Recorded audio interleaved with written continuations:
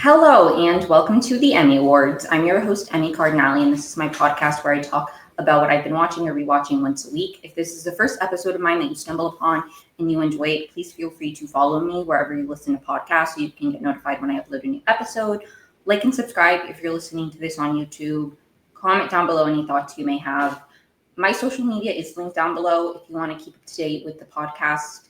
I am trying to be better about posting updates on my podcast Instagram. So that's linked down below if you care to follow me. Honestly, listening is more than I can ask. It really means a lot to me. This is episode 148 of the Emmy Awards. I never mention the number, but it is genuinely crazy to me that I'm so close to 150 episodes. The podcast has become so normal for me that I don't really stop to think about that is crazy that I've recorded 150 episodes of this podcast. That's crazy.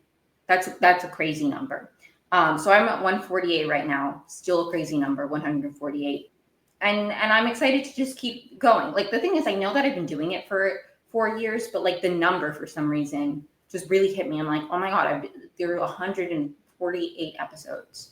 That's wild to me. But anyways, as the title suggests, this episode is going to be about the Traitors Season 4 finale and reunion, as well as my thoughts on the Pitt Season 2 Episode 8. This is not a structured recap of either shows. I do have notes. I hand wrote my notes this time because when I was editing my last episode, it really pissed me off to watch myself on my phone. The thing is, I know that I wasn't on my phone for no reason, but I don't know. There's something about handwritten notes that make me feel less of an asshole. I feel like I feel like I was having a conversation with somebody and I wasn't actually making eye contact with them. So I'm changing that. Hopefully that's less annoying to you. Probably nobody cared, but just wanted to mention that. Timestamps are in the description though. So if you aren't watching the Traitors, but you do want to hear my thoughts on the Pit, feel free to skip ahead to that. I will be doing that at the end. I'm going to start with the Traitors. Thank you so much for tuning in. Hope you have a great week. In terms of next week for the podcast, I will be continuing my coverage of the Pit, but now that the Traitors is over, I will probably talk about something else as well. Maybe Love is Blind season 10. I don't care enough about that show to really cover it super in depth, but maybe I'll briefly talk about it next week to fill the second half of that episode.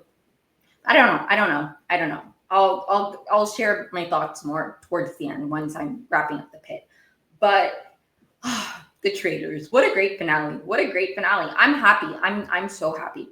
I'm wearing this shirt because it's the closest thing I feel like I have to the t-shirt that Rob was wearing on the finale. I was also thinking about wearing my snake print Doc Martens, but you can't see my shoes in the frame and they don't really go with the shirt.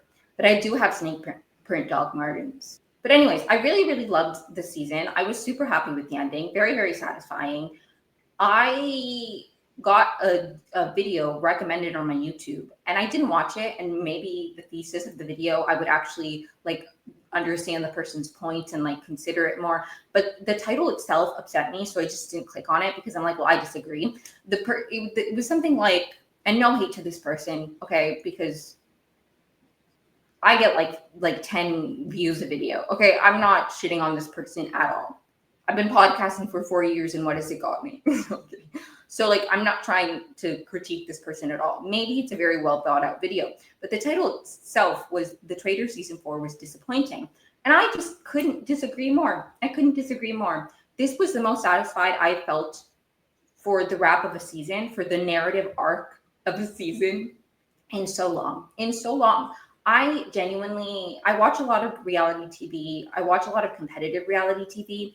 And when I think about seasons, I think about was the gameplay satisfying to watch? And then did it have a satisfying winner? And for me, this season had both. There are seasons of for example, Big Brother 24, horrible season to watch in terms of it was just excruciating, but the ending was so satisfying. You know what I mean? Big Brother 26 had a lot of ups and downs, but the gameplay was compelling to watch and the ending was satisfying. Same with Big Brother 27 is a little bit more up and down, but Big Brother 25 a frustrating to watch, horrible ending. You know what I mean? Like some seasons suck more than others. Big Brother 23, like really, really compelling to watch. Ending was like satisfying, not exactly what I would have wanted, but like the thing is, that's how I view these seasons of competitive reality TV, where it's like for me, this season had everything. It had compelling gameplay. It had consistent gameplay. It started off rough for me personally. If you would have told me when I recorded my thoughts on the first 3 episodes that like I would end the season being like, this is like the happiest I felt with the Traitors season since season 1, I would not have believed you because it started out very, very rough for me personally. Not like personally in like a serious way, but like in terms of what I was rooting for and what I was hoping for, I was really disappointed at the beginning. And Rob Roush single-handedly like saved the season for me personally. And maybe that's a bold statement, but that's the truth. Okay. And I'm standing in my truth. I love Rob as a player. I'm rooting for him, and he's charmed me as a human. I knew nothing of the man going into the not nothing. I knew that you're sending 3 home. He wore overalls. He caught snakes. I knew some of the stuff, but I didn't watch his season of Love Island. And so I really didn't know much about him. Going into the season, I honestly forgot he was on this season. Okay.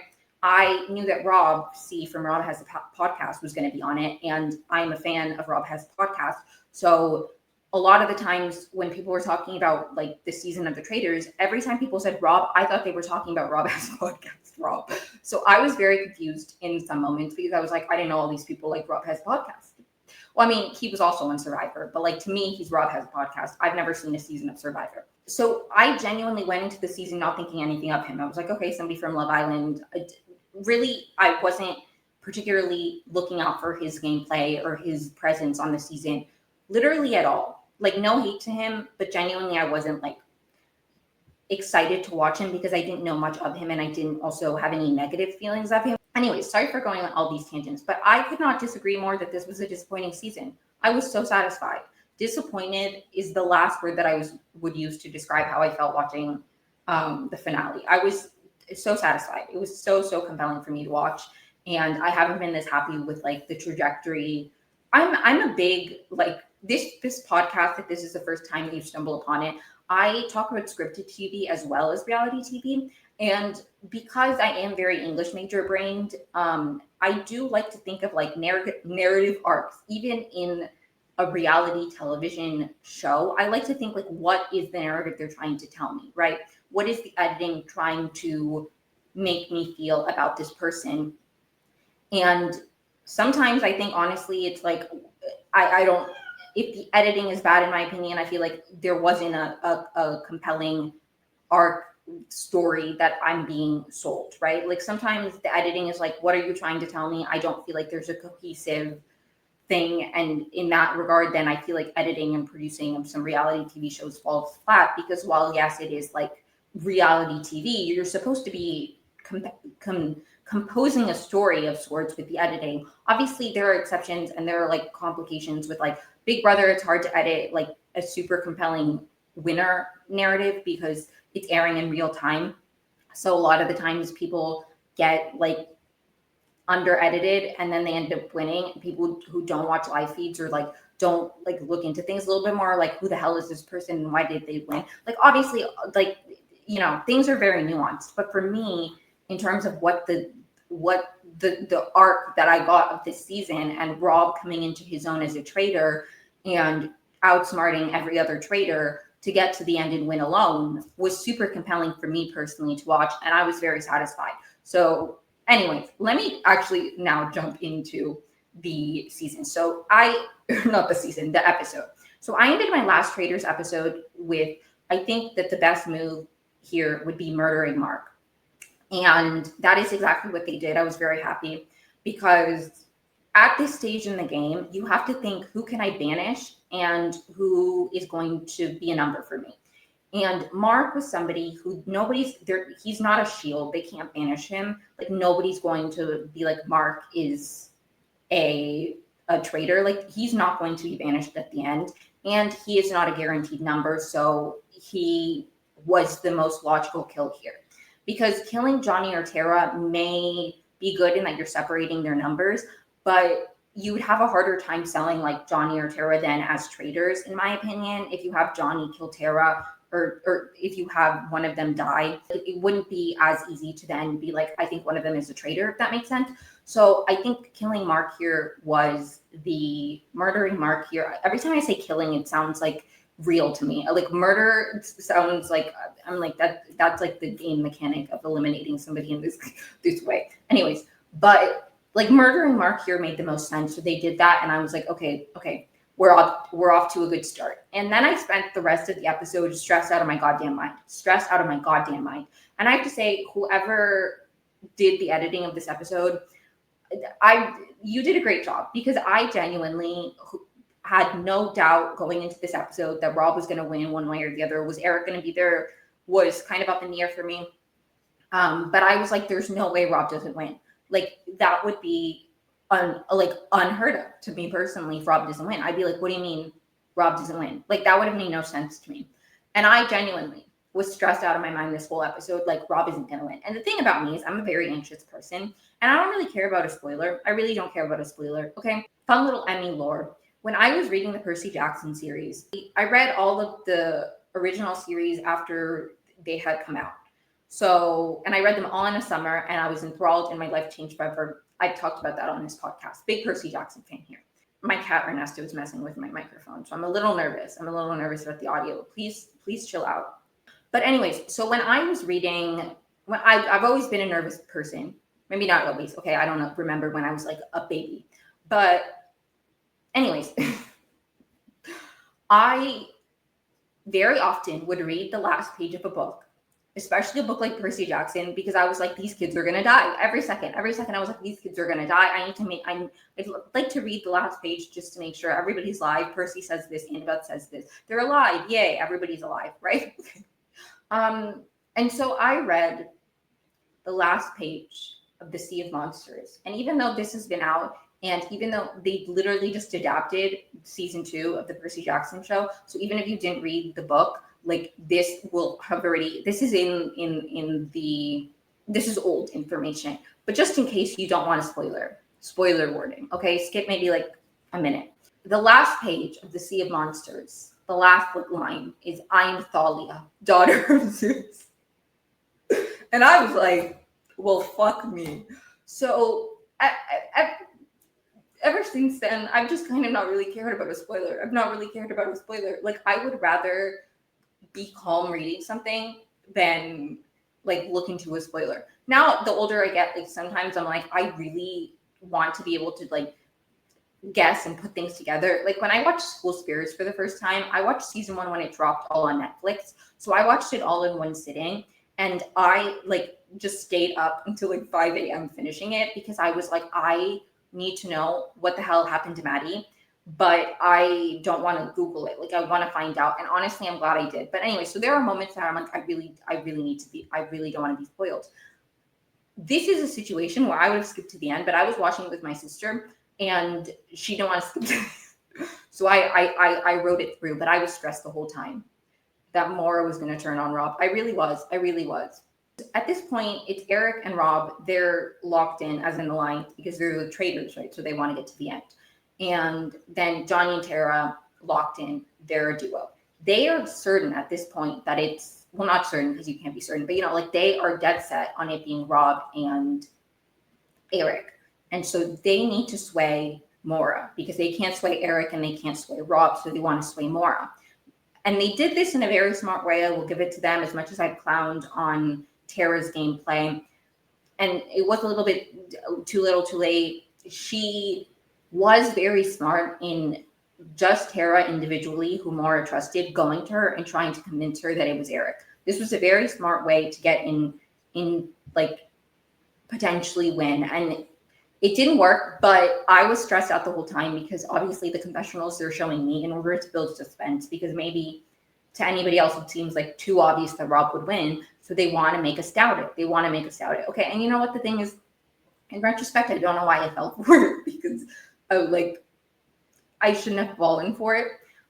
But I did fall for it, and I was stressed out of my mind the whole time that Maura was going to get... I wasn't worried that Maura was going to realize that Rob was a traitor.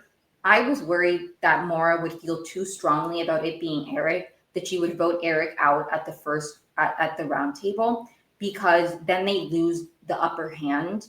And at that point, it's really, really risky for Rob, because Rob doesn't have the numbers at that point. I do think that there's a chance he could have still won, given the fact that Rob did end up kind of convincing Maura, like, let's just vote everybody else out until it's us at the end.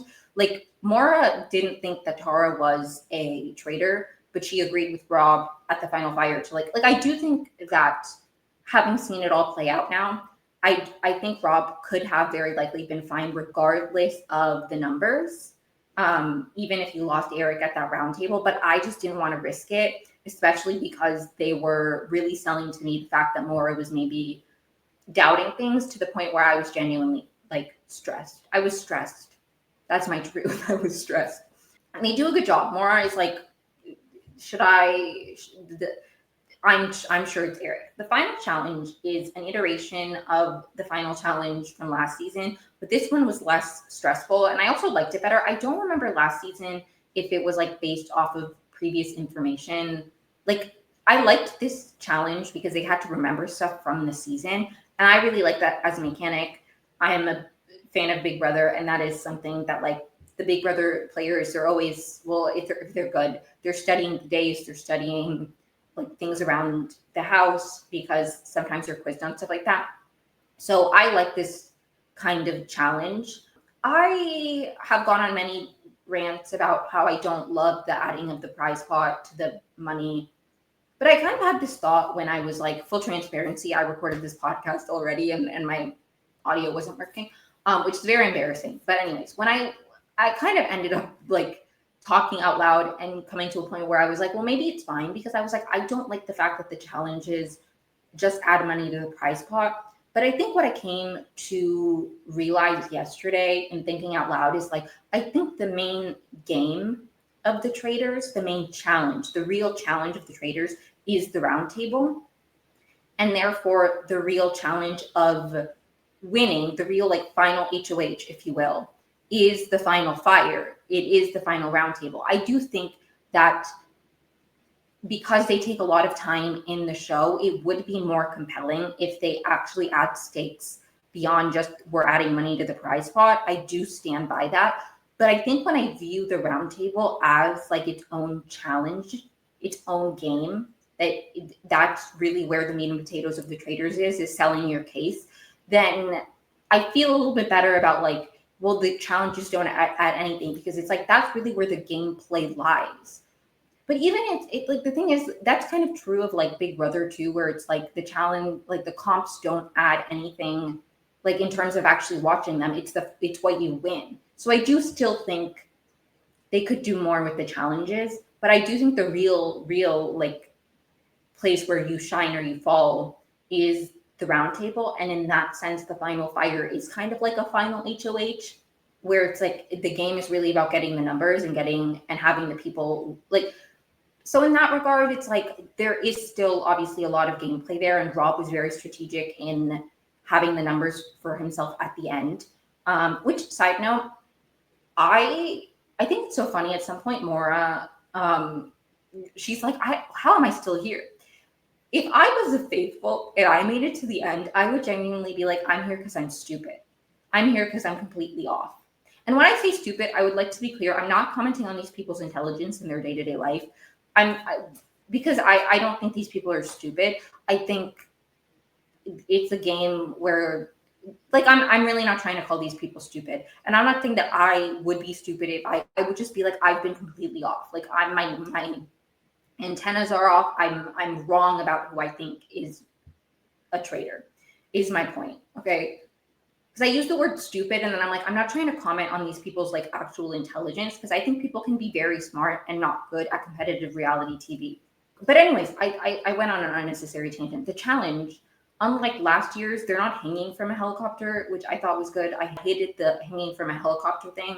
That stressed me out. They're just on the helicopter. Maura immediately wants to go on the helicopter. Rob joins her, which was very smart of him, because that way he can separate Maura from Johnny and Tara. And I said that, and then immediately he said that. Like, me and Rob, same wavelength.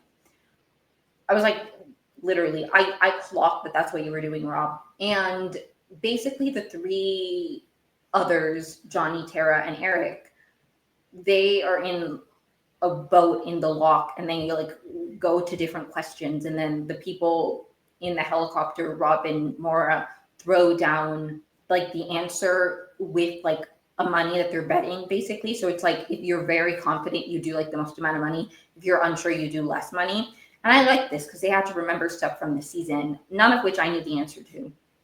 But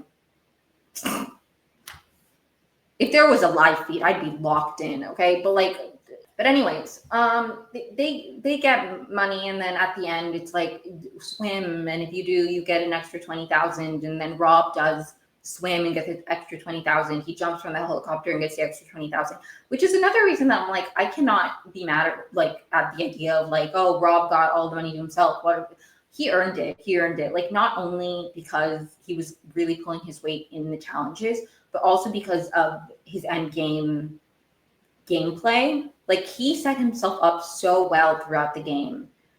So well. I could do one of those how Rob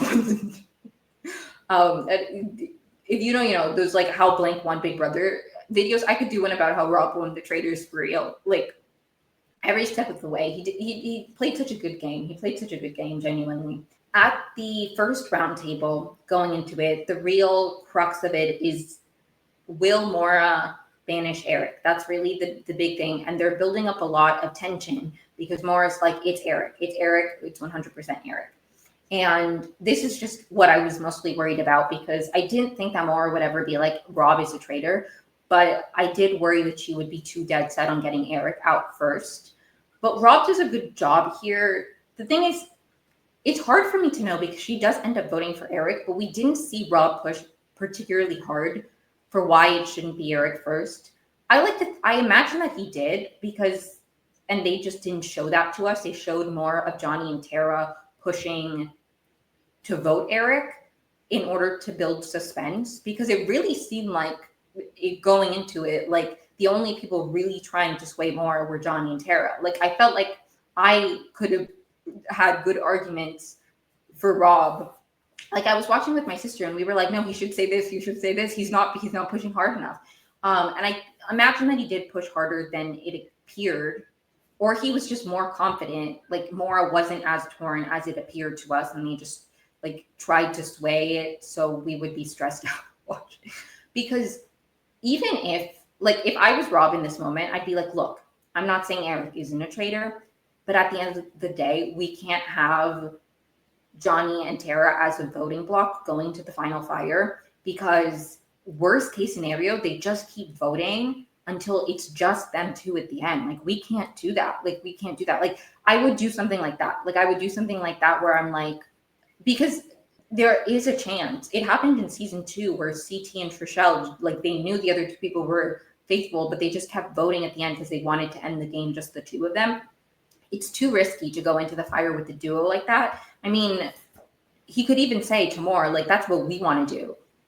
Like, we want it to just be us two at the end. So, like, let's not have two people in the game who want it to be them two at the end as well. You know what I mean? So he didn't appear to be pushing very hard to convince her to vote for Johnny at the round table, but she does ultimately vote for Johnny at the round table. So, and I screamed, I cheered, I was so happy. I was like, oh my God, this is it. Rob has the game. Because at this point, no matter what happens, like, they're fine. They have the numbers. The only, I guess, question would then be like, if it's a tie.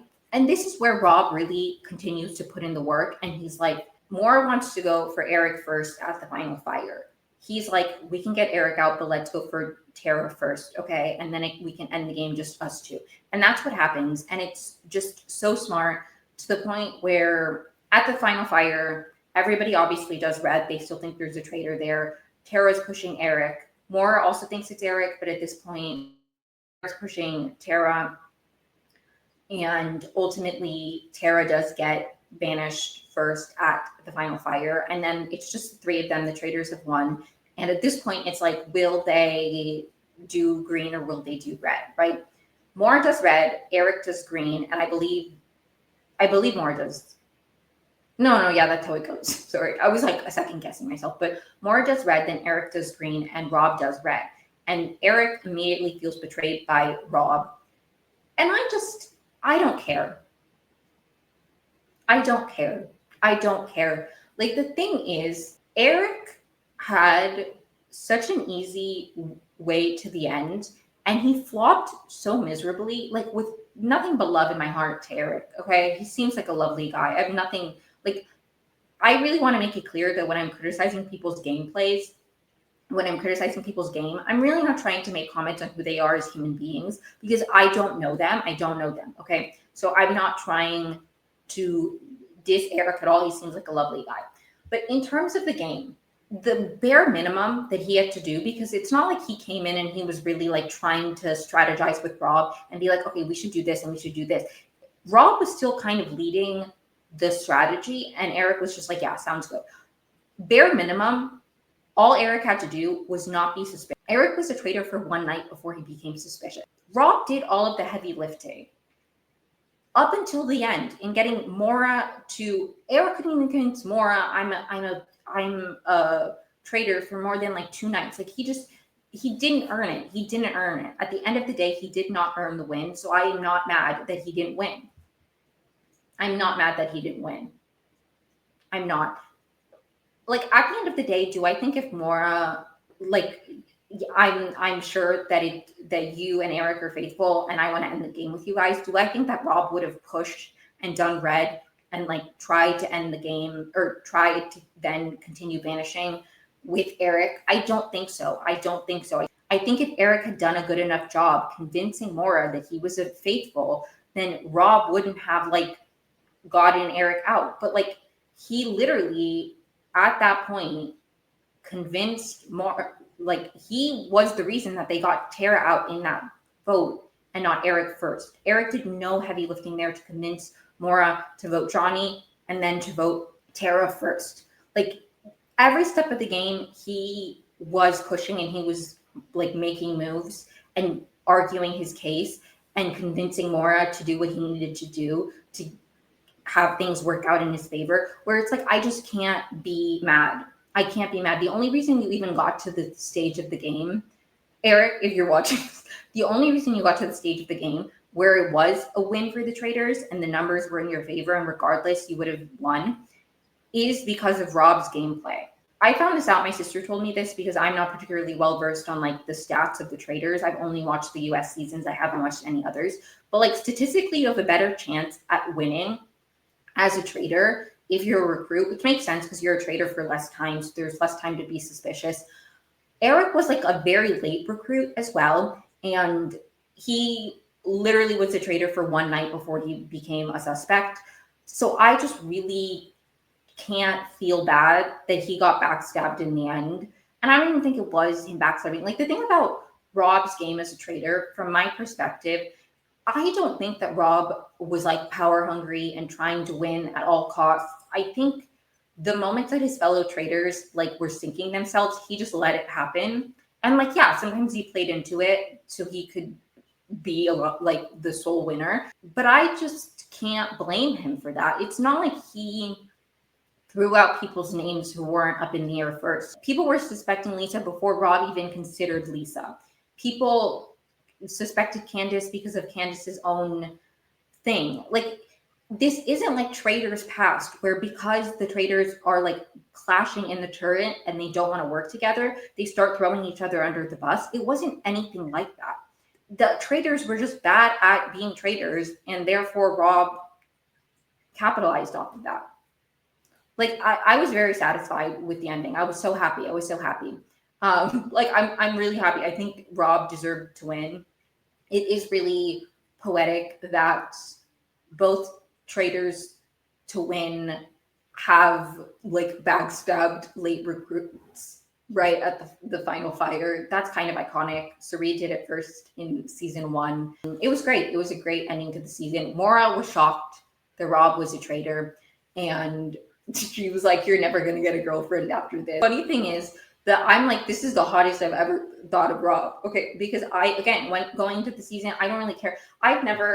I watched one season of Love Island. It was the season immediately after his season because so many people talked about that season of Love Island, but I just didn't have Peacock at that time. I believe it's on Peacock, right? Whatever platform Love Island is on, I didn't have it when his season was airing, and I didn't care enough to get it. Okay, so I didn't watch his season of Love Island, but then season 7 was airing, and like a podcast that I listened to that I really like was covering it. So I was like, you know what? Let me listen to it. Let me watch it, and it was not good, and I didn't care for any of the guys in that season.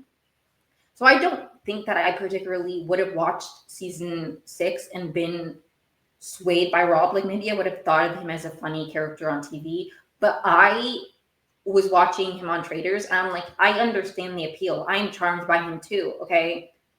He's hot. I get it. I understand the appeal now. You know what I mean? Now I have to say, I know he has a girlfriend, wish him nothing but the happiest life. Okay. I feel so weird, like complimenting people who are in relationships or like not complimenting them, but like being like, he's hot because I'm like, I'm not trying to like, I say that. I'm like, she's probably a very secure woman. Okay. Like like a lot of people thirst after him, but I just want to be respectful. Okay. Of him and his girlfriend. Okay. Like peace and love to Rob. I wish you nothing but happiness. Okay. But he's hot. What can I say? He's hot. I think it was funny.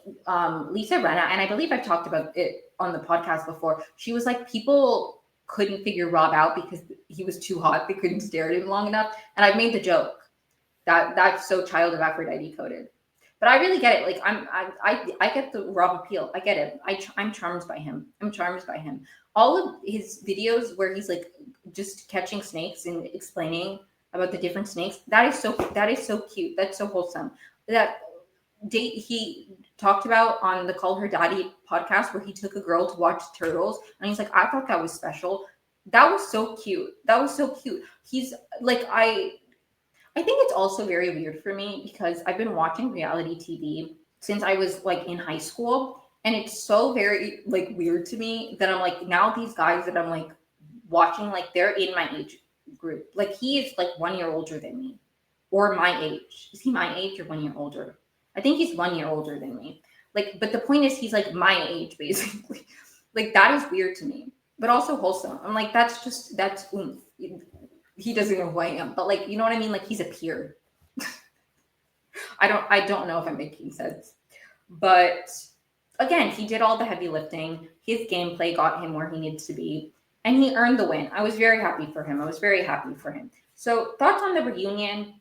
I still don't like Andy Cohen as a host for this. I have to be honest. I just think that it should be somebody more neutral. Like I think they should have Alan hosting because Andy Cohen is just too slanted heavily to Bravo. And I understand that it's like, it's all under the same umbrella. So I understand that, but it feels too heavily slanted to Bravo in a way that I don't like. Okay. And I have nothing against Bravo. Okay. Like I find the Housewives very entertaining. I find like, it's just, you know, like why is Andy Cohen the host? I don't like him. And I have to say this isn't specifically on him. I think it's the way it's produced. I don't like the formatting of the reunion. I think like it seemed like they kind of started backwards and then they then moved more towards the beginning. I didn't like it. I didn't like the format of the reunion. I wish it was a bit more chronological. That said, I do have a lot of thoughts. First one, I want to get out of the way because I really don't want to, like, I hate this man and I hate having to address him. I cannot stand Colton. Colton came out and then his whole, no pun intended, he wasn't there from the beginning. Then he came out and he had a conversation with Lisa about the whole holding her hostage and he goes into this thing about how that was a dark time in his life and that was such a dark time in his life and like why are people talking about this dark time in his life? And like I have a piece of advice for Colton. Not that he's ever going to listen to this, but if you do happen to listen to this, Colton, and honestly, this is a piece of advice for anybody, to be honest. I feel like it's a very evergreen, universal piece of advice. Because at the end of the day, people who cause harm, a lot of the times, it is because they're going through something. Sometimes not, but it's not uncommon that people who are going through very difficult situations are dysregulated, are ineffective, are hurtful, okay? On purpose, maybe not on purpose. Regardless of intent, regardless of what you are like, I was so unwell in that stage, and that's why I acted that way. Regardless of the origin, the impact of the situation, the facts of the situation are that you did something incredibly heinous to a woman who you had previously been in a relationship with. Those are the facts of the situation, regardless of what you were going through. And I say this as somebody who's been through very difficult times in my life, very mentally unwell times in my life, where I know that I have not been the best version of myself. I would not, when faced with that, be like, well, I was going through a hard time. I was going through a hard time. Why are people mentioning that? Even if it was a triggering situation for me, I had a really rough first year of college that ended up with me being hospitalized. And it was quite traumatic, that time in my life. I also know that I was not the best person at that time in my life. And if somebody came to me and said, Emmy, you were really not a good friend to me in this time. And I say I was not a good person. I didn't criminally stalk somebody, but like, I'm just trying to say that even in my most unwell moments, even in moments that are very triggering for me to think about and that I don't want to be faced with because they were difficult periods in my life, if somebody came to me and was like, Emmy, even it's been like 8 years now, 7 years, I don't know. It's been a while. It's been a while. Okay. Even now, if somebody came to me, and those are moments that are very triggering for me to talk about, if somebody came to me and they were like, Emmy, I want to have a conversation with you, like that, the way you treated me in this moment wasn't okay. I would not meet them with the like, why are we talking about this? That was a hard time in my life. How dare you bring it up? And again, I didn't even criminally stalk somebody. Okay. If I criminally stalked somebody, I would not view it as like, well, I was going through a hard time in my life, but like, that's just me, whatever.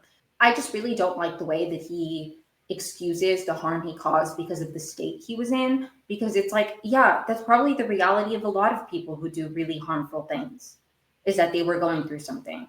That doesn't take away from the really harmful thing you did.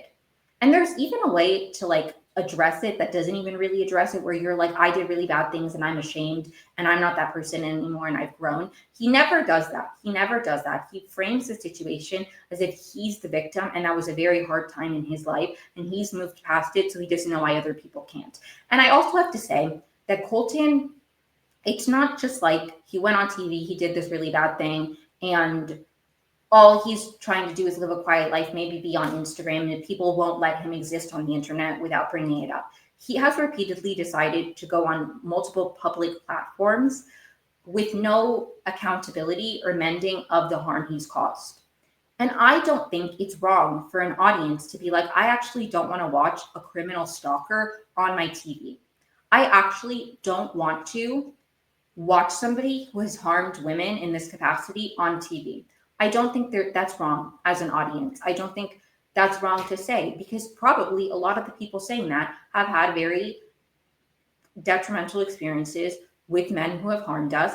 And we don't want to be triggered by a stalker on our TV when we're trying to enjoy a fun, silly game where people wear cool outfits and like die in Scotland. Like, I just really cannot get past this attitude of like, well, that was a really hard time in my life. I'm sure it was. You know who else? It was probably a very hard time in their life. The person you criminally stalked.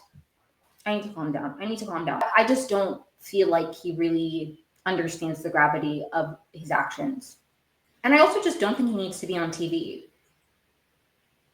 Like, watch some YouTuber apologies. They have even better excuses than you do. You know how many YouTubers are like, I'm not that person anymore. Colton, you could have at least said that. It would have sucked, but it would have been at least some acknowledgement that that person did something bad. Anyways, that's all I wanted to say about Colton. Another thing from the reunion that irritated me was the way that Candace has still not been able to like realize that it's a game and not take things so personally. Like, Candace really irritated me this entire reunion, I have to be honest. And I really liked Candace at the beginning. I thought Candace was playing a really good game.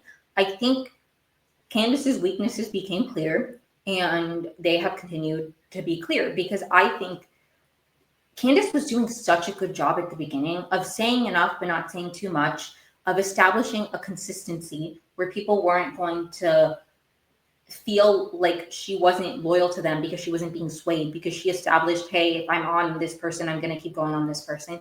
And then when she got annoyed, she threw her consistency to the wind and it bit her in the ass. Like, Candace really irritates me that she still can't be like I shouldn't have done that. Like, because at the end of the day, I really think Candace used it very simplistically, where it's like, well, we were on this team and Rob went against the team. So then the team's over and who cares about the team? It's like, no, that's not how the Traitors works. A traitor will likely go. And I understand that like you guys weren't aligned with her in the same way because she was a secret traitor, but it's like Donna went home and then you guys still have to continue being traitors. That's what's going to happen when Lisa goes. And Rob at some point in this reunion said something that I've said many times, that Lisa was going to go eventually. Like she was just and like again, nothing but love to Lisa. I find her very, very charming. She did not do a good job defending herself. She didn't do a good job defending herself. She was going to go eventually.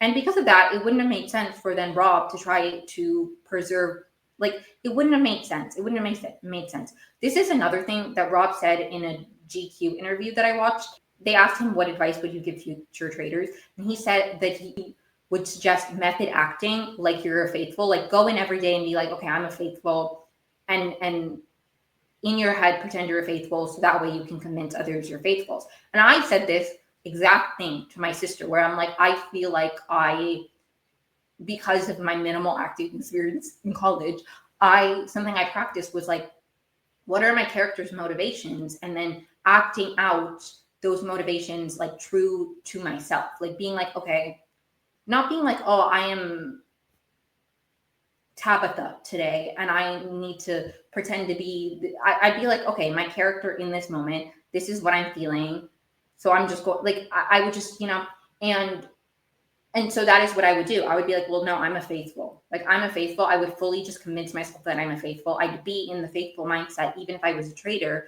And he said that perfectly.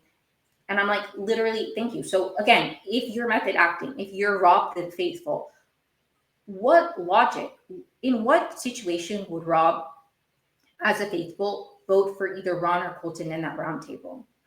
He wouldn't. The only reason he would vote for Ron or Colton at that round table is because he's a traitor and he's aligned with Lisa. So why is he going to do that and reveal to everybody that he's a traitor? Like, anyways, so like Candace really, it's so funny to me too, because Lisa has moved past that, but Candace is still like, well, no, you where she really didn't need to do that. She really didn't need to do that. It sunk her game. And it's just like, I don't really know. I really don't know. And Candace also accuses Rob of colluding with Colton. And it's like, he was working with Colton, but not in a like deceiving, like he was working with Colton as like, I'm pretending to be a faithful, so I need to work with other faithful. So I'm working with Colton as a faithful. He mentioned Lisa's name because Lisa's name was around, and it would be weird if Rob was a faithful to just suddenly be like, actually, I don't think it's Lisa at all, and pivot every time Lisa's name came up. Like Rob, like Candace being like, you were working with somebody who wasn't us. It's like, that's what you should be doing as a traitor, is pretending to be a faithful and therefore working with the other faithful. Okay, even the way she talked to Maura about, like, she was like, Maura, I felt so bad for you. I was like shaking you. I'm like, why can't you see past his? It's like, because she didn't have all the information. It wasn't just Maura. A lot of people were swayed by Rob, but it's like, Rob outplayed you as well, Candace. At the end of the day, and I've seen a lot of discourse about like the Traitors finale was hard to watch because like I don't like to see a man manipulate a woman. For me, it's just like, it wasn't about that. And Maura, even, she posted this on her Instagram story, but somebody had made a comment about like, how is this the same Maura from Love Island who like stood up to somebody? And she's like, let's not compare like me standing up to somebody who's treating me poorly in a romantic situation to somebody who like outplayed me and out manipulated me in a social strategy game. And I was like, thank you, because that's exactly how I feel. It's like, it's not an interpersonal, like obviously there's interpersonal dynamics, but it's like somebody lying to you in a game where lying is a necessity is not them betraying you or manipulating you in like a romantic sense where they're like leading you on. Like, they're not leading you on, they're being a traitor. It's just objectively different, and it irritates me when people equate the two. It's like, I personally, like, somebody even commented on one of my TikToks that I made before the finale, where I was like, defending Rob's game. Somebody was like, Maura, you look different here. And like, I didn't reply because I just have realized that I don't watch reality TV the same way that some people do. And so I try not to get upset because I'm like, at the end of the day, we're viewing the show from different lenses, and that's fine. You can watch the show however you want. But for me, I watch these competition shows like they're sports. And so in that regard, I'm like, my team won the Super Bowl. I don't know why you're clowning on me. Like if we were in the Super Bowl, if we were like watching a sports game and I was really rooting for I was rooting for team A, and somebody on team B fumbled at the last minute and lost, nobody would be clowning on me and being like, oh, because I'm not in the sports game. I didn't fumble that pass. I wasn't manipulated by Rob because I had all the information. I'm a third party viewer who's watching the whole thing. I'm not on the field. I wasn't fooled by Rob. Like, I hate this attitude that some fans have where they're like, you guys are being fooled by Rob the same as all these people are. Oh, you're like falling over Rob the same way all these people are. Because it's like, I am not being swayed by Rob the same way the players are because I already know he's a traitor. So there's no way for me to be swayed the same way. It's not like I watched the whole thing and I was like, Rob wasn't a traitor. What are you talking about? I knew Rob was a traitor and I liked the way that he was playing as a traitor. I wasn't swayed by Rob. Like, that doesn't make any sense. Just as if I was watching a sports game, and even if it was the team I was rooting for, they fumbled the pass. I didn't fumble the pass. I wasn't on the field. I was watching as a commentator on the outside. So it's like, it just doesn't make sense to me. It doesn't make sense to me. And it doesn't make sense to me for people to like, be like, oh, Maura was so stupid. Maura was so manipulated. Because it's like, at the end of the day, that's the game. That's the game. I don't think lying well in a game where you need to lie means that you're a liar in your real life. Like I've always had this trouble with like Big Brother. More and more, there are people who go on Big Brother and they're like, I want to win, but I want to be a good person when I win. Like, I don't want to lose my morals. And it's like the social dynamics, the social rule book is not the same in a game where you need to lie and cheat. Well, not cheat, but you need to lie and deceive and manipulate to win. That's not the same social gameplay as real life. In real life, if somebody's your friend, or even not your friend, just a colleague or somebody you run in the same circles with, if you are like manipulating them, if you are deceiving them, if you're getting in the way of like them making money, like that, obviously, like Big Brother, you're trying to evict people. I hope in your real life you're not trying to evict people, but you need to lie to people in order to win the game. It's like if you're playing a sport, nobody's like, oh, that was really mean that you blocked the goal because I really wanted to win this game. It's like, yeah, it sucks when you lose, but at the end of the day, it's a competition. And obviously there are like things that are true of like these social dynamic games where it's like, I'm not saying that everything goes out the window. Obviously implicit bias plays a role in these games, and all of those dynamics play a role. I do think Rob being an attractive guy and people and being charming in the way he is, I do think that helped him in the game, just as I think Suri and the way that she's a very comforting, like people felt like a motherly figure is very helpful to her game. But at the end of the day, if Rob said this in an interview as well, that like if somebody who looked exactly the same as him wasn't able to make the moves he was, they wouldn't win. And like that's true. Like, yes, he has certain advantages, but he still did what he needed to do to win. And he did it very well. The one thing I wished for the reunion, Rob C came out like at the end and he had some commentary, but I'm like, I would have loved Rob C's commentary for longer. Okay. Like, why couldn't we have heard more? And I get, okay, you listen, Rob has a podcast, but I wanted Rob C to have more airtime. Ian also, they did discuss like the metagame of the gamers going early, and Ian, he was like, it was a very long plane ride home, wishing that I was dumber. That made me so sad.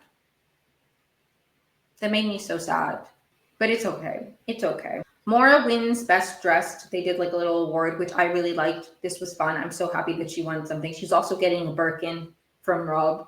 Rob C compliments Rob R's game, and I really like this because they basically asked him like, do you consider yourself like a gamer now in some capacity? He's like, not really. And then Rob C's like, no, you played one of the best games. Like he compliments him in a way that I really liked. I really liked it, warmed my heart. And we end with a conga line, and those are all my thoughts on the reunion. I feel like most of what I wanted to talk about, I've talked about throughout the season. I wish the format was different, but in terms of the stuff that I really wanted to talk about the reunion, I feel like I did. So that was not a recap of the reunion. More stuff happened. I just didn't have anything to say about it. So thanks so much for tuning in. Now on to the Pitt season 2, episode 8. So last I left you with the Pitt coverage, they were going analog because earlier in the season, like one of the first few episodes, Westbridge, their traffic is diverted because of an unknown reason, and now they're getting a bunch of like the ambulance traffic is being rerouted to the Pit.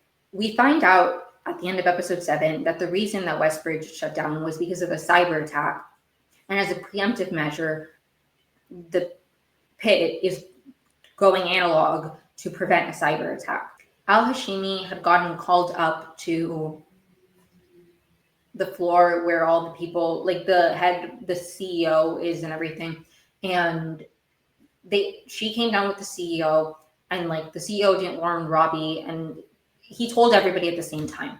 Robbie at the beginning of this episode is mad at Al-Hashimi for not warning him, and like I do kind of understand. She could have shot him a text, especially because one of the main things they need to do, like first things they need to do, is like they have a board with all the patient information of like who's in what room, what are their primary concerns, stuff like that, like progress. Like they have a board tracking the patients to keep things in order.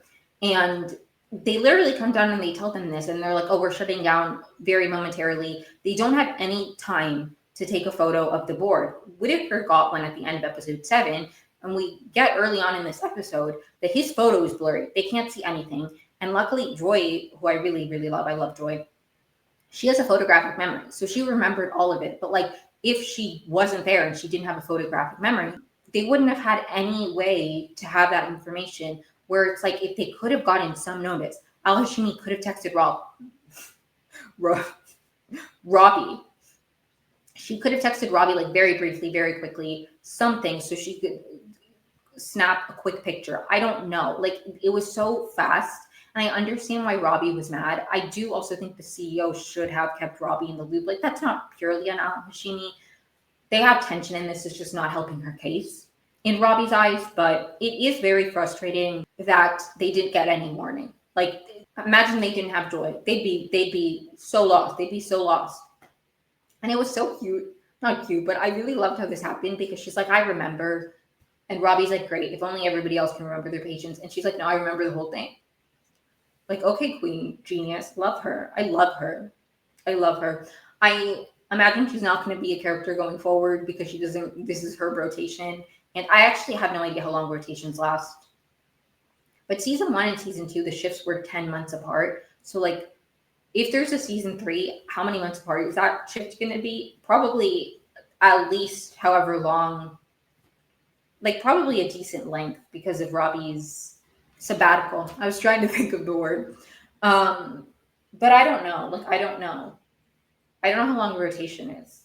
Because if it's not long, then like she's not going to be here next season, because she doesn't like the ER, and that's fine. But I really like her as a character. Harlow, the deaf patient, who I talked about in my last episode. If you are not watching The Pit, or you didn't watch my last episode, none of this means anything to you. So hopefully you at least watched my last episode to have some understanding what's going on. If not, if you're watching The Pit, then you know who these people are. But like, I'm not doing a great job explaining who anybody is. But Harlow is a deaf patient who, she was in the ER. She was in the waiting room. They call it chairs. She was in chairs for like 5 hours before they even saw her, because they missed the ASL note in her chart. So they were just calling her name, and she couldn't hear them because she is deaf. So it took 5 hours for her to even be seen, and then they had to wait. And then the interpreter got sent up to labor and delivery. They had to wait for a virtual interpreter. That machine wasn't working. And so she's just been, her treatment's been put off and put off and put off, because they're not able to communicate with her. And finally, in this episode, we get a conclusion to that. It was a very simple fix. It had something to do with like the angle she was working at on her computer. She just needed like some medicine and a trigger shot injection, and it was like not going, like it probably won't recur if she just changes the angle at which she works on her laptop. Like super quick and super just like indicative of the fact that like something that would be so easy and like simple and not have lasted this long for a patient who was hearing just took so long because they couldn't communicate with her. And I think this is a very important thing to showcase. A lot of Harlow's, honestly, treatment has been very like good to showcase. Like early on when Donnie's doing her intake, Donnie's a nurse, he's like speaking to the interpreter about Harlow instead of just talking to Harlow.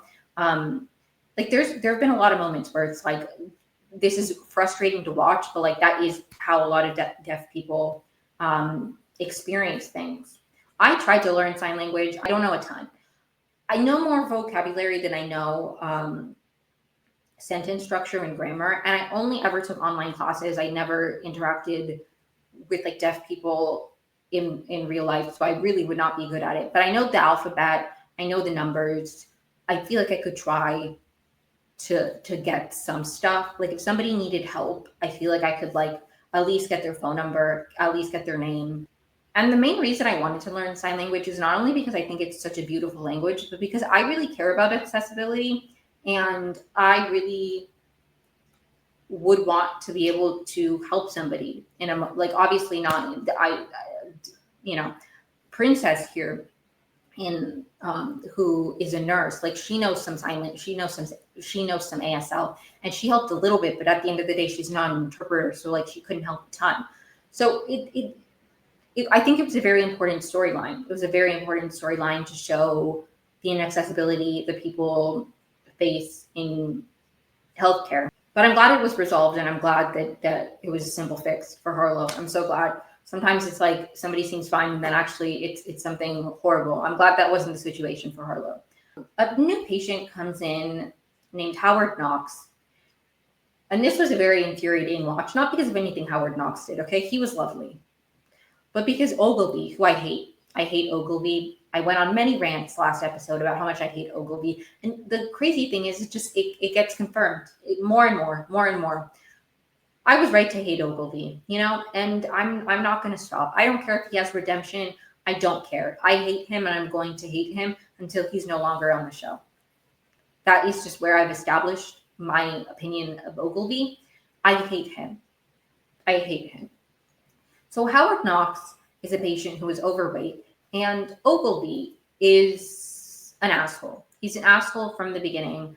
He's like, I don't remember exactly. It was something that they needed like a CT scan for, but their CT scan, they're worried because it can only hold a certain amount of weight. And Ogilvy says this was his first offense. It didn't get better from this. Okay. The thing about Ogilvy that really pisses me off is like he steps in shit and he does like dumb things and he says things. And you would think if you have any humility, you'd be like, maybe I shouldn't have said that. Maybe I should have done that. Maybe I should adjust my behavior. No. He like just can't see past his perspective to try to be like, I'm doing something wrong. Maybe I should adjust. It's infuriating to watch because he says about this man. They're still in the room. He's like, oh, if RCT doesn't work, we'll send him to the zoo for the large animal CT. What is wrong with him? And he doesn't stop. Like later, they're doing an intake and they're asking him like basic health information, like or habits, like do you smoke, stuff like that, because you know that matters in treatment. And then he's like, or no, they're going through his meds, and the first thing he's like, Manjaro, Ozempic. Whitaker asks if he smokes, if he drinks, and he's like, no. And then Ogilvy's like, do you exercise? What is wrong with you? Like, you are asking these questions because of his weight. And I'm not saying that like weight isn't a factor in when you're treating people. Obviously it is. Okay. I'm not a doctor. Obviously your weight plays a role in certain risk factors. Okay. My issue is the fact that Ogilvy seems to have this attitude, and I talked about it in my last episode where he was like talking to somebody who was like a smoker, and he's like, have you ever thought about quitting? Where it's like people who are overweight, people who smoke, people who have unhealthy habits, they're aware. They're aware. Like that's their daily reality.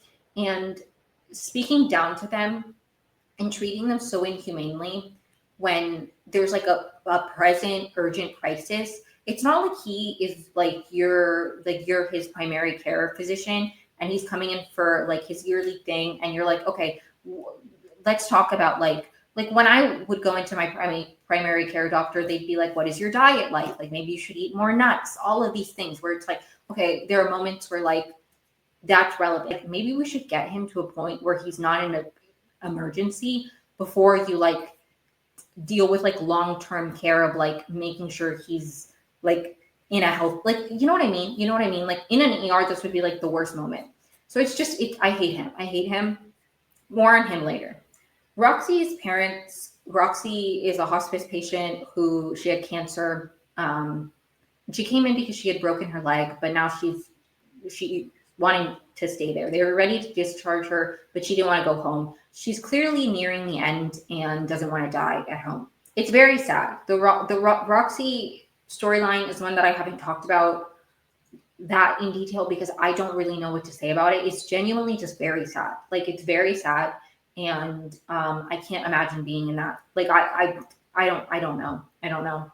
But her parents come and they take the kids for ice cream, and it's there's like a moment of recognition with the mom and Roxy where it's like we're taking them away. I feel like what's going to happen is Roxy's going to pass and her kids aren't going to be there, and I think it's just, you know, her parents are there to help her, give her some space, give her some distance. It must be hard to be like facing, like not only are you in a lot of pain, but you're facing like your mortality and like the reality of the fact that like you will be dying sooner, like sooner rather than later.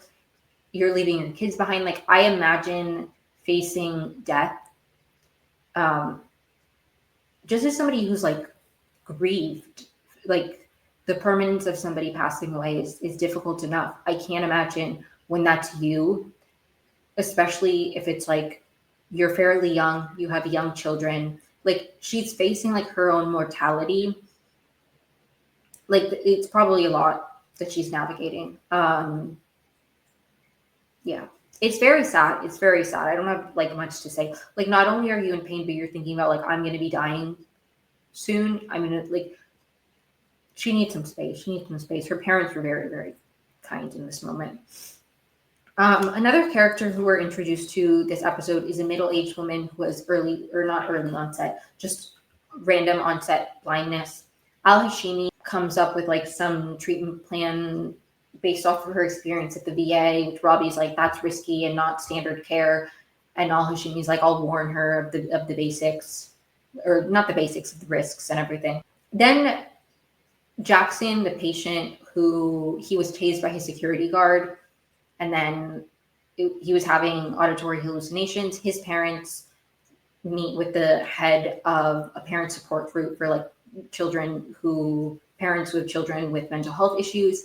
And this was a very impactful moment where it's kind of, you're faced with the like, this is something that honestly does hit very close to home. And I hope we get to see more of like Jackson's perspective, because right now we've gotten a lot of the family, and like I do understand that obviously the family's impacted, but I think there is just a reality when you are mentally ill of like your life is going to be different, and obviously the people around you and your parents specifically, it's like I imagine difficult to navigate with like you have hopes for your kids and you don't want them to struggle more than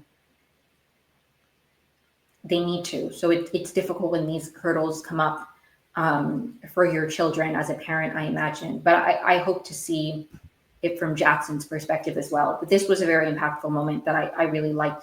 I like that the Pitt, it's like obviously we deal with these present emergencies, but then we also get some semblance of like aftercare or like conclusion of like things that will happen after. I don't know. I really appreciated this moment. Dana's patient who was getting the sexual assault examination, she comes back at the end of the last episode. She had taken a break. She comes back and they finish the exam. Also, I forgot to mention this, but the majority of this episode, along with like the patients, obviously the main conflict is them trying to adjust to doing things analog. Like things are just completely different than how everybody's used to doing them, except the people who've been here like for a long time. So that is a main like conflict and stressor throughout the episode. I just honestly didn't take many notes on it. But there's a moment where like the whiteboard, obviously at some point there are nurses that are like, everything's on paper. They have to write slips and they're not using the right pen, so it doesn't get through all the copies. There's like a bunch of stuff like that. Princess is currently the charge nurse, and she's out of her depth because when they're like, oh, Robbie's like, Princess's charge nurse experience, she's like, not really. Like, but Dana can't leave the room until she finishes the exam. Princess even comes in at some point. She's like, we could really use you, okay. But Dana does finish the exam. McKay and Ogilvy go to get a communication device for their patient who's going to be intubated. And on the elevator back down, Ogilvy's like, why don't we have one of these in the ER? And McKay explains most of the time when a patient is intubated, they can't communicate, they're not alert, but he needs to be intubated through his nose specifically, I believe. And he's going to be awake while they do it. And then McKay even is like, maybe lay off on his weight. And he still doesn't. After this, he's still like, so do you exercise? Like all of these things. Or maybe not. Maybe it's after, but either way, he's still an asshole throughout it. And I hate Ogilvy. I hate him. Sorry, I hate him. Santos like presents the case, Harlow's case. And there's a moment here where like, she's like, I need to present. And Langdon's like, I'm available. And then she's like, no, I'll do it with Al-Hashimi. Like clearly there's tension with Santos and Langdon. And I do really hope, my biggest hope for the Langdon storyline this season, because I like Langdon as a character in terms of what he adds to the story. I don't like him. I find him annoying, but I like him as a character. You know what I mean? If that makes sense. But I think Langdon, like I appreciate this. And I think what his dynamic with Santos, I find to be the most interesting aspect of Langdon. That and his relationship with Robbie. But I think we've obviously seen Langdon go on his like apology tour, which is part of his program to make amends. Anyways. But Santos presents Harlow's case to Al-Hashimi and says she feels really bad because she almost sent for an unnecessary head scan and belly scan. And again, it's just one of these moments where it's like, thank God Robbie was there to be like, no, we should do that, because that is probably the reality of people probably get unnecessary tests done because of things like that. So it again, a frustrating reality, but I'm glad that it was shown. Al-Hashimi explains the risky treatment to the patient with blindness, and the patient accepts the risks. Then another patient that comes in this episode is Jackie. There are two Jackies, but one spells it CK and the other one spells it with the Q, so they call one of them CK.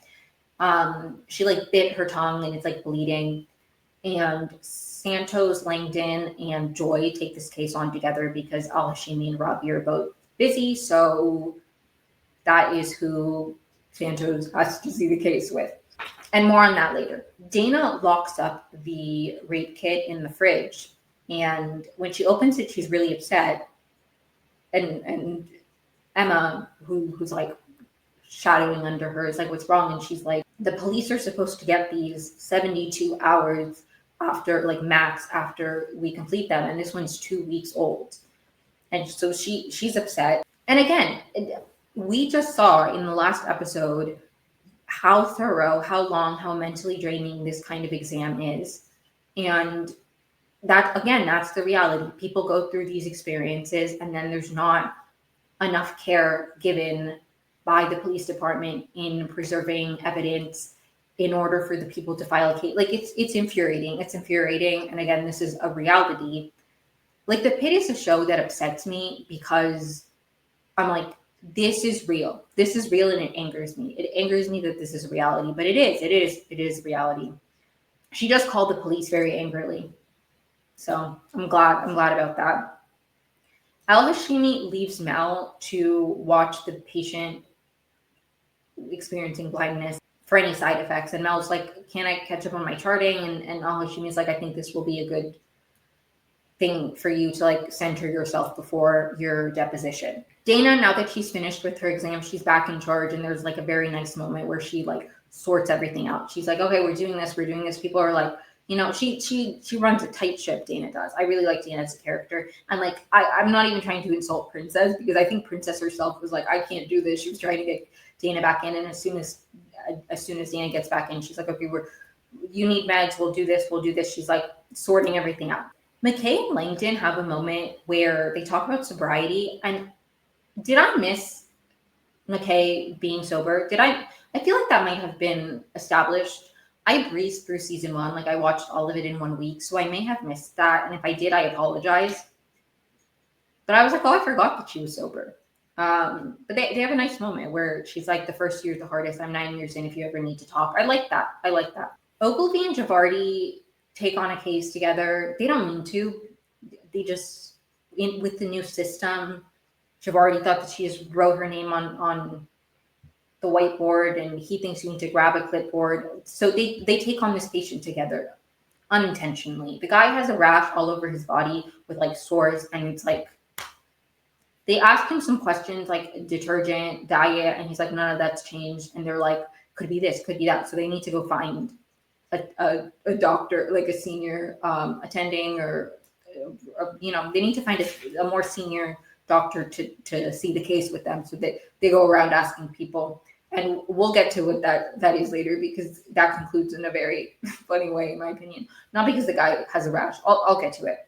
While Mel is observing the patient with the blindness, Ellis, who is a nurse, whose first name I do not know, I'm so sorry. I'd look it up, but I'm really worried about accidentally moving my microphone and messing with my audio, because as I said earlier in this episode, this is my second time recording this podcast episode, and I'm really nervous that the audio is unusable, so I really don't want to mess with it. But Ellis has just done her deposition, and Mel is like, I guess we can't talk about it. And Ellis is like, we're not having a discussion. We're not discussing it. I'm monologuing, and you can listen. And she's like, and this is when we find out that the malpractice lawsuit is from a patient that we saw in season 1. It was this kid who came in and had measles. I believe one of his siblings had measles and had like recovered, but then he was not recovering. His parents really, really were very, very resistant. They were very resistant. They didn't want to do the spinal tap. They were very, very, they didn't. Okay.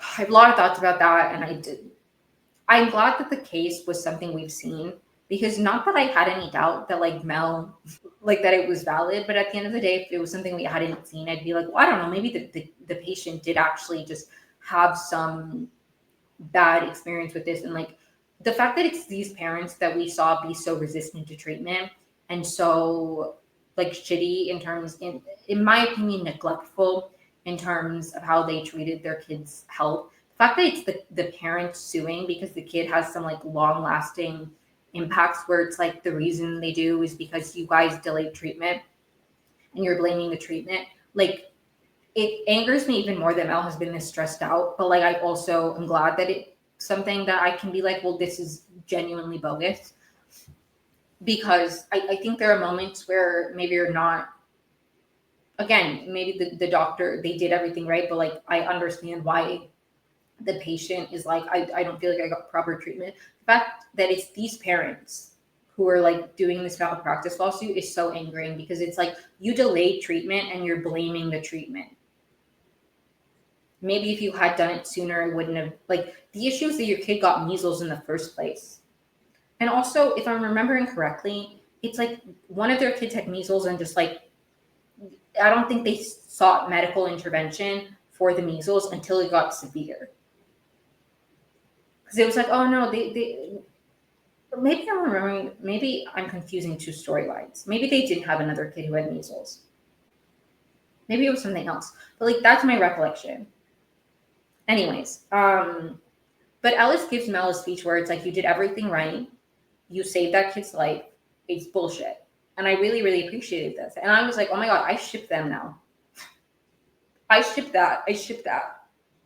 I don't actually genuinely care much about ships, except Bohan and Abbott. I'm on that ship, and I'm going down with it like the Titanic. Okay, I need Mohan and Abbott to be a thing for real. I don't care about any other ship on the show. I really don't. I really don't. I really, really like Mohan and Abbott. You know why? It's because I love Abbott, and Mohan is one of my favorite characters. So like I just love, and I love it. Like they're so buzzy to me. Like I see the vision, and I'm on board. I'm on board. I just love her, and I love him, and I would love to love them together. So, but besides that, I don't really care about ships on the show. So I say that, but I'm really joking. I really couldn't care less if Mel's single forever. If she dates Langdon, I would be a little bit upset. I don't want her to date Langdon. Sue me. I'm anti Mel and Langdon, Kingdon, or whatever people call it. Because the thing about Mel and Langdon for me is like I understand why people ship them because I do think they're an interesting duo. I just don't see the romance in it. I don't feel like every dynamic is romantic. And if it's romantic to you, then great. But to me, the Mel and Langdon dynamic, I don't see the romance in it. I don't see the romance in it. Same with people who ship. This one I find even funnier, and like more out there. People ship Robbie and Whitaker. I'm like, they give father son to me. I don't understand how people think that's romantic. Like, I feel like you can really like a dynamic and not be like, now kiss. You know, that's my take. Mohan and Abbott, now kiss. Pete does not want to see. They don't want to admit Baby Jane Doe, which is so sad. It's so sad because like Baby Jane Doe, she has the virus, so we can't send her to the nursery, but she's not sick enough to justify like a room. So they're like, what, we keep her down here? And they're like, yeah, until foster care can come. Poor Baby Jane Doe. I really, really hope we get like clarity on Baby Jane Doe. Like we need to find out like who is Baby Jane Doe's mother, right? Like we need some kind of conclusion on Baby Jane Doe. I'd be so upset if we don't find out who Baby Jane Doe's mom is or like what happened to Baby Jane Doe. I would be really upset. I feel like we're going to. Glad she's doing well. I'm glad she's doing well, but I need to find out who your mom is. Mohan and Al Hashimi have a conversation about fellowships because Mohan had planned to take a job in New Jersey, but then her mom sold all her possessions and is like going on a year-long cruise. So Mohan's like, what's the point of being in New Jersey? Yellow Jackets takes place there. There's a reason. Anyways, but I understand. I'm really glad that her mom did that cruise because I love Mohan. Mohan's one of my favorite characters. So I'm glad that she's staying. Hopefully, I hope that she stays within the same hospital. So even if she's not in the ER, anyways. But she has a bunch of different ones that she's considering, and Al Hashimi's like all of those are very different with like different outcomes. So like it really depends what you're going for. And then she suggests doing something in geriatrics because Mohan's really good with the elderly. I thought this was beautiful. I do hope Mohan ends up in some kind of fellowship within the same hospital so we can see her again. I love Mohan. She's like my favorite character. Going into the show, the people I knew that I was going to like were Mel because I was previously like I've been a fan of Taylor Dearden, and I didn't really know who else I would like. And I really like very early on really liked Mohan. Like the fact that she just like early on when Robbie's like she's taking too long. I love her. She's one of my favorite characters. The rash guy who I mentioned earlier, Joy figured it out. She just asked him more questions and she figured it out. He got a rash from making margaritas out in the sun because you can't squeeze lemons and limes out in the sun. It's bad for your skin. That's what caused it. She solved it. Ogilvy and Javardi are too busy trying to figure out what it is, find somebody else. They have all these theories. Meanwhile, Joy just asks him more questions. I love her.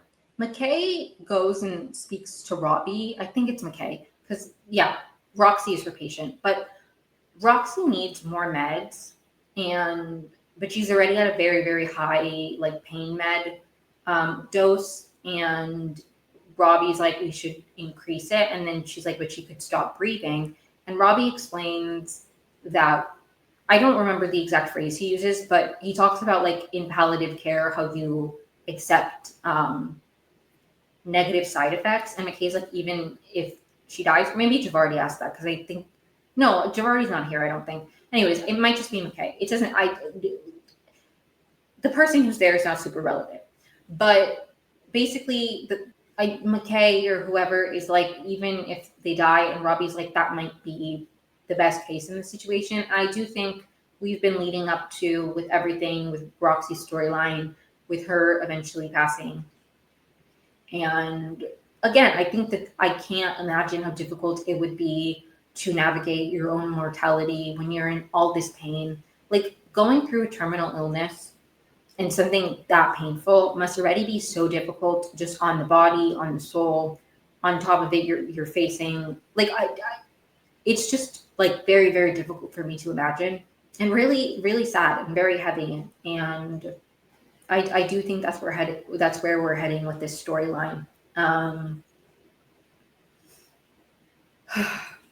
The episode ends with like everything being really hectic. Like everything's hectic normally, but like now it's extra hectic because there's a bunch of like papers and scuffling, right? And Robbie asks how they're going to get through this mess. And that's how the episode ends. The preview for the next episode, episode 9, we see one that I was right.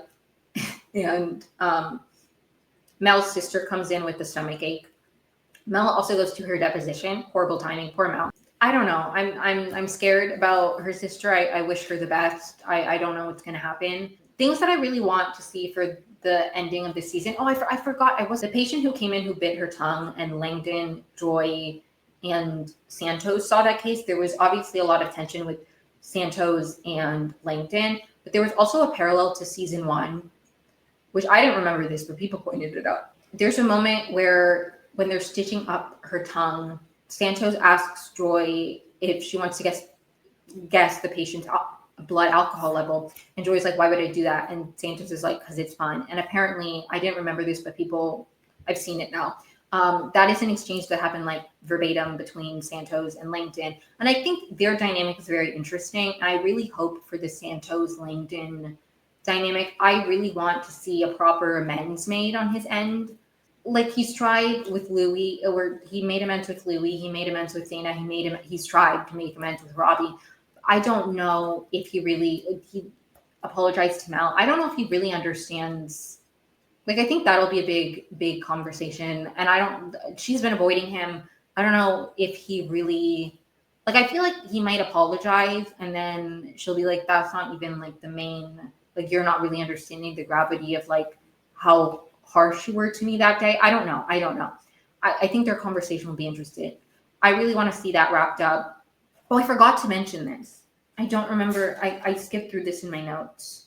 Robbie's friend Duke, who I mentioned in my last episode, he has yet to come in. And I don't know if we found this out earlier, but he's a mechanic. And I really think that Duke is going to come in some motorcycle related incident, because there have been multiple. I think that is, a lot of people have been theorizing that like the motorcycle has to be important. And I think that maybe Duke has something to do with that. Like, I think maybe Duke comes in on a motorcycle. I don't know.